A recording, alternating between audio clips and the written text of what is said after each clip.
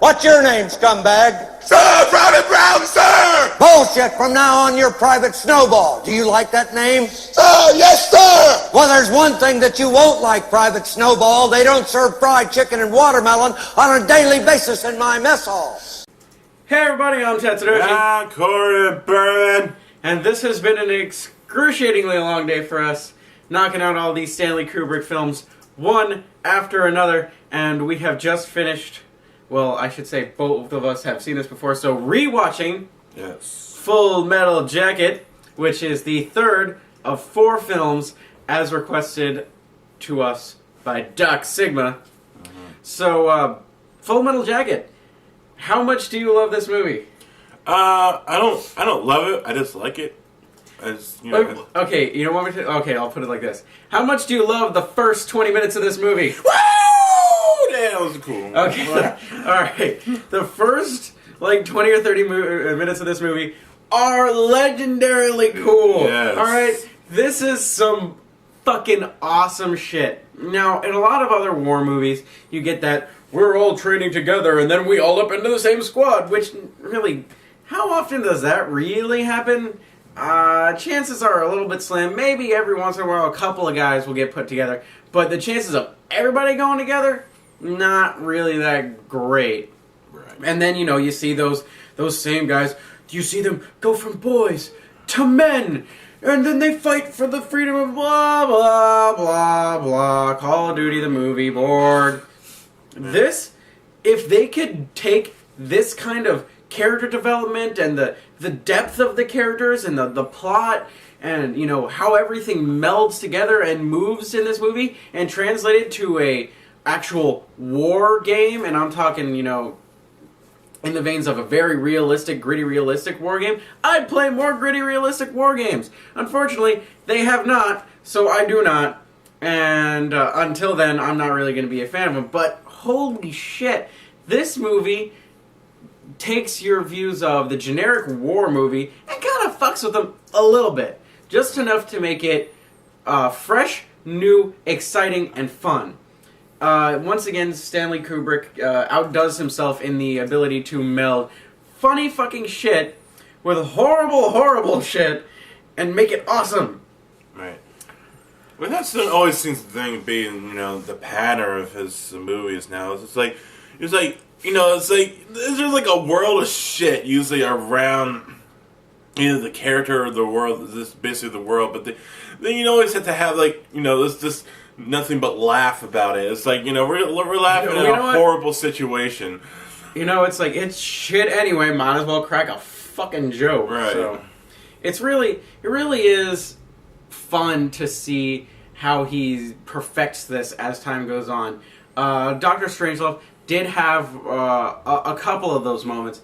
Clockwork Orange had a little bit more of them, but it really, really did kind of come together with Full Metal Jacket. Mm-hmm.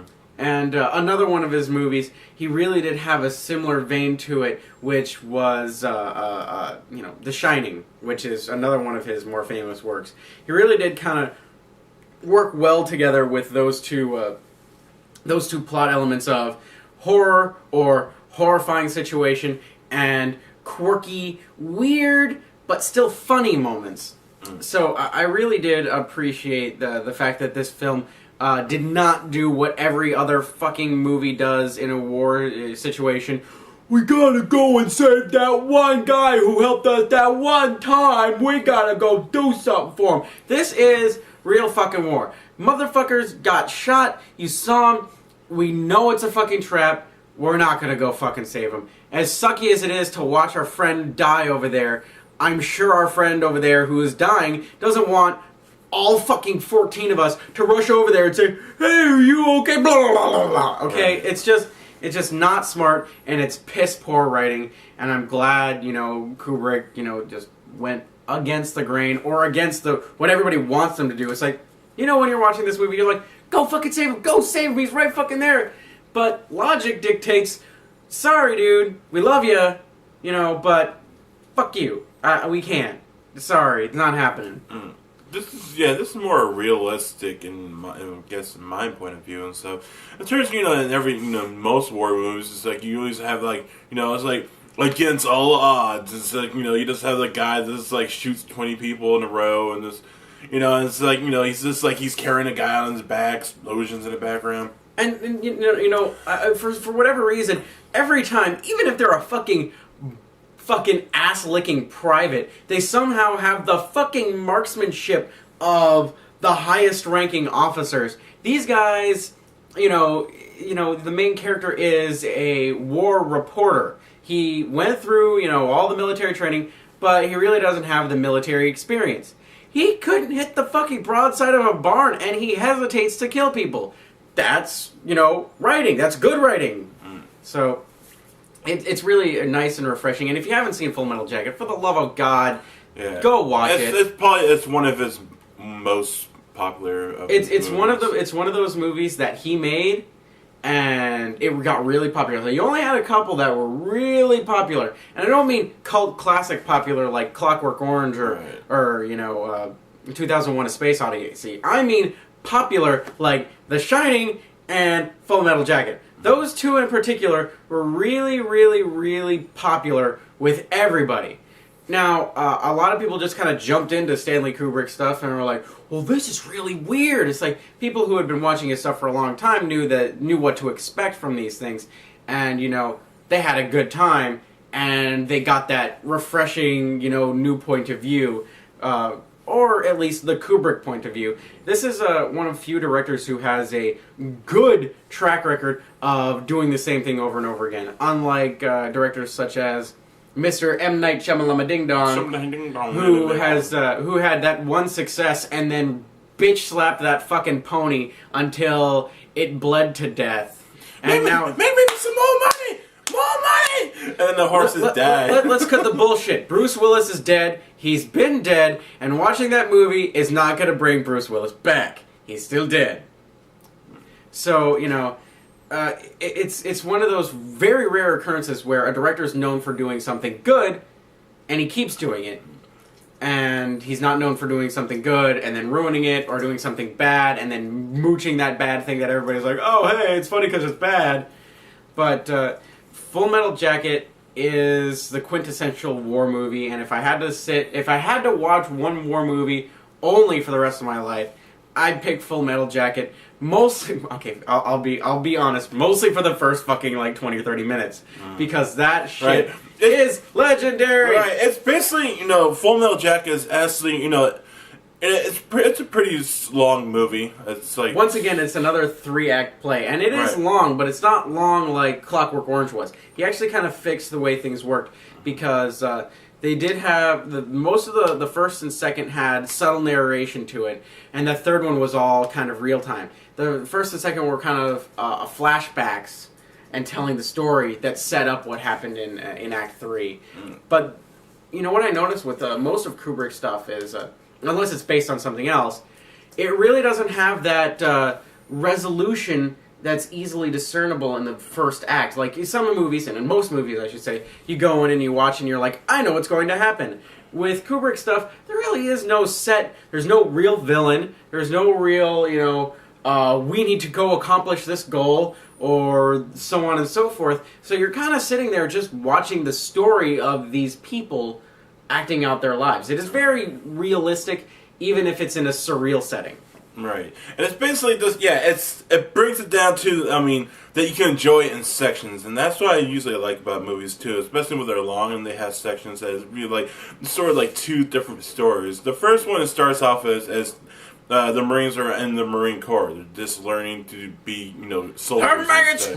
Where they have the most baddest drill sergeant. I'm sorry I don't remember his name, but you all know him as basically the drill sergeant. The guy, and he's the drill sergeant in everything ever. And for the rest of your life. It's just like, I will rip out your eyes and I will fuck skull you. I will fuck skull you. And I will fuck your skull. New phrase there. Fuck skull you. He fucked you with your own skull. This doesn't even seem possible. But this some of his lines are just like, once again, fucking legendary. Right. The thing is he does this entire speech at the beginning. It was like, you are all the same. Black, white, Chinese, Indian, Mexican, blah blah blah. He does this whole thing, and then he proceeds to insult every single fucking one of them. Yeah, it's like it's like I don't care. It's like it's like if you're like Goombas or it's like I hate every one of you equally. You're all equally. You're all worthless. You're all equally worthless. So, and he really does. It's so fucking hilarious. But the thing is you can actually see that Parades and these guys, they go through this shit. They go through conditioning to be fucking hard asses. Because they have to take a lot of shit. They also have to take bullets. So, this is some real shit for people.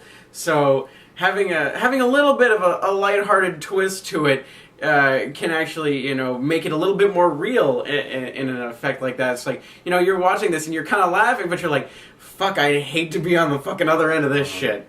But it really does have a beginning, middle, end in each little segment of the movie, and, each one has their own little resolution to it. And even though it really doesn't have that solid ending, like, really no Kubrick film has that solid ending. Like, it's an end. Like, no, it's just like... It's like, shit goes on after this, but we're not going to tell you. We're going to let you kind of sit and think on that. And while I do usually hate those things, he does it well enough that it makes you, you're happy at the end. Whether it was a bad end, or a good end, or, an indifferent end, you're happy that the movie is over, and you're better for the experience. So Full Metal Jacket really does kind of feel like he has finished his creation of he's fine-tuned his art at this point. It's one of his crown jewels, and if you haven't seen it, then go see it. Go see it. It's highly recommended. This is a lot of people. Like again, I've seen a lot of Kubrick stuff, and this is another one of those movies that I'll go back and I'll just watch. I'll just watch it. Where Clockwork Orange, I'll go back and watch it. By the end of it, I'll go, God damn, that's a long fucking movie. This one, I'll go back and watch it. It's like, damn, that was a good movie. I want to go back and watch those first 30 minutes again, and then I'll watch the rest of it tomorrow, and then I'll watch those next 30 minutes again.